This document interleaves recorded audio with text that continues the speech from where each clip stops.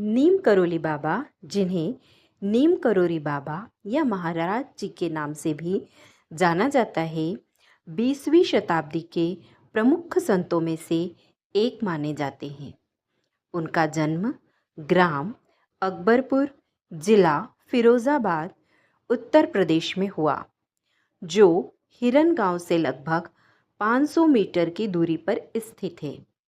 यह स्थान कैंची, नैनीताल और भुवाली से 7 किलोमीटर की दूरी पर भुवाली घाट के बाईं ओर स्थित है। संत बाबा नीम करोली ने 1972 में शरीर का त्याग किया, लेकिन उनकी महिमा आज भी निरंतर बढ़ती जा रही है। उत्तराखंड के केची धाम में लोग बाबा के समाधि स्थल पर दर्शन करने आते हैं। बाबा से जुड़े अनेक चमत्कारी किस्से समाज में प्रचलित हैं, जिनमें से एक प्रसिद्ध कहानी है बाबा नीम करोली की ट्रेन से संबंधित। कहा जाता है कि एक बार नीम करोली बाबा फर्स्ट क्लास के कंपार्टमेंट में यात्रा कर रहे थे, लेकिन उनके पास कोई टिकट नहीं था। जब टिकट चेकर टीसी आया तो उसने बाबा को अगले स्टेशन पर उतारने का निर्णय लिया।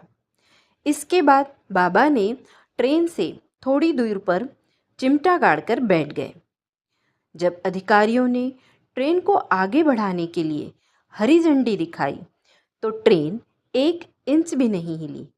सभी प्रयासों के बावजूद रेलवे अधिकारी ट्रेन को आगे नहीं बढ़ा सके।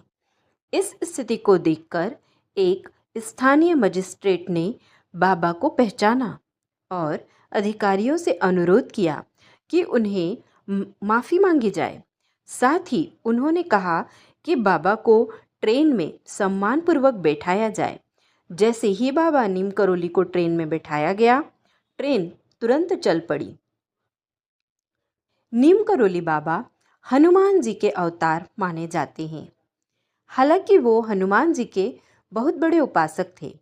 उनके भक्त ने न केवल भारत में हैं, बल्कि देश विदेशों में भी हैं।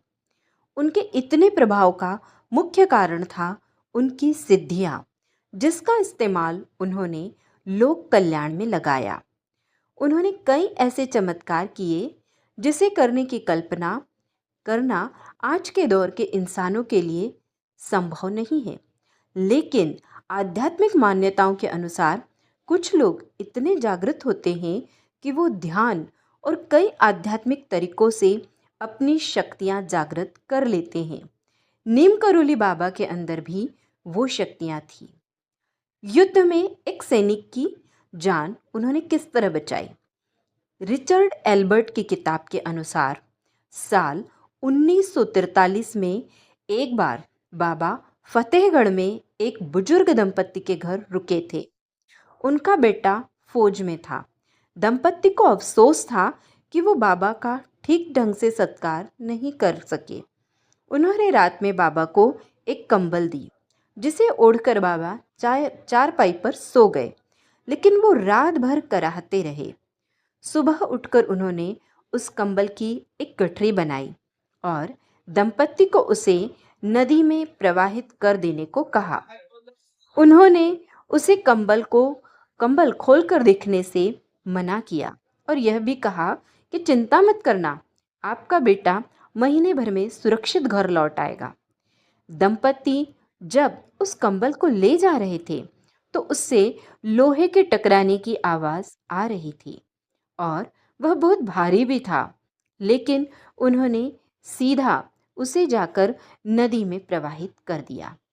1 महीने बाद उनका बेटा बर्मा की लड़ाई से लौटा, जहां उसकी टुकड़ी दुश्मनों से घिर गई थी और जिसमें सब मारे गए, लेकिन वह चमत्कारिक तौर से बच गया।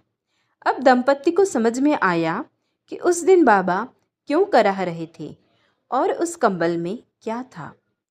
पानी को घी में बदलने का चमत्कार भी उन्होंने एक बार किया था। रिचर्ड एल्बर्ट ने ही अपनी किताब मिरेकल ऑफ लव में लिखा है कि एक बार केची धाम में भंडारा चल रहा था, लेकिन अचानक से घी कम पड़ गया।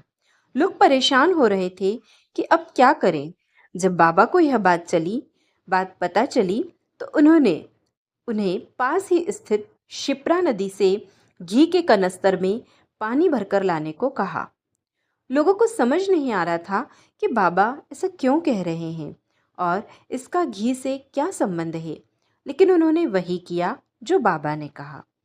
पानी भरकर लेने के बाद बाबा ने उन्हें वह पानी कढ़ाई में डालने को कहा।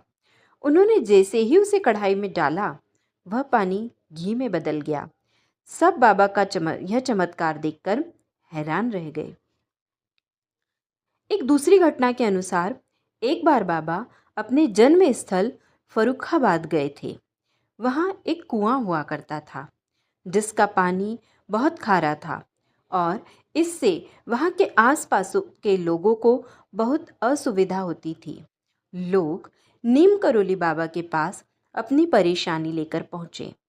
कहते हैं कि बाबा ने खारे जल से भरे उस कुएं के पानी को पीने योग्य बना दिया था। नीम करोली बाबा का यह चमत्कार तो बेहद अद्भुत था। हनुमानगढ़ी के मंदिर का निर्माण कार्य चल रहा था और तभी तेज बारिश होने लगी। इससे मंदिर का काम रुक गया। कहते हैं कि बाबा चाहते थे कि इस शुभ काम में कोई बाधा न हो, इसलिए उन्होंने अपने चमत्कार से मंदिर निर्माण पूरे होने तक बारिश रोक दी थी।